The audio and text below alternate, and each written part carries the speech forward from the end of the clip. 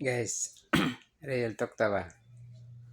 Kaning batasan sa mga Pilipino, ah, mag mag-vlog ta sa YouTube ug sa Facebook page. Kung makita nga nila bisag mga silingan, mga barkada, o sin kailan nimo, dili na sila mo kuan guys, dili na sila mo sa Facebook, dili na sila mo follow kay ano, hadlok man sila nga musikat ka na makadawat ka. Nya sa YouTube po di po na sila mo subscribe. Okay. Hadlok lagi nga makasweldo ka, masikat ka.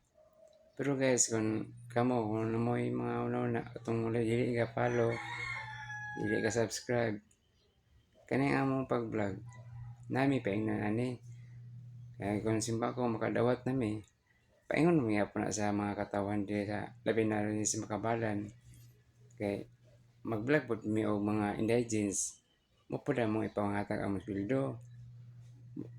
Busa, kung ninyo sabton mga amigo, mga parente, mga igagaw, mga silingan, ay mo kalugog tuplok ang follow sa Facebook. Kaya may makuha na niya. Wa may pilay pagtuplok. Ay mo kadlo nga makasundo na ko, mailado ko. Dayon. Kay panahon o mga tinod mga na makasweldo nami na mga imog kanang tabang mga indigents.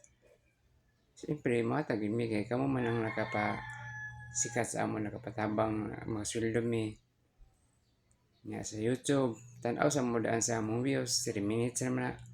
Ay di mo mag-subscribe. Ayaw mo gadlo nga makadawat nami, sikat mi kay number 1 kina akong purpose ani para makatabang sa mga katawan. Kay mamili ang mga indigents dito na ko na ihatag.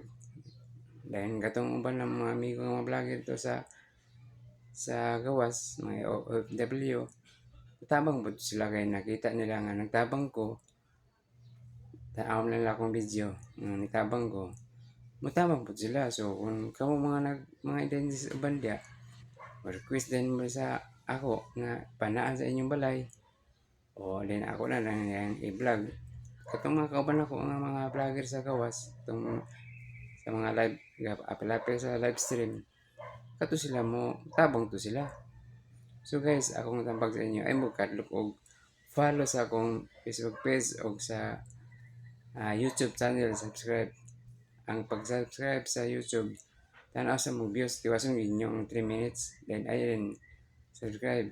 Mga guys, agin mo kadlok nga makadawat mi kay wala mi nangandoy nga modato mi kay magyapon biyaan ta magyapon na ini kamatay na to.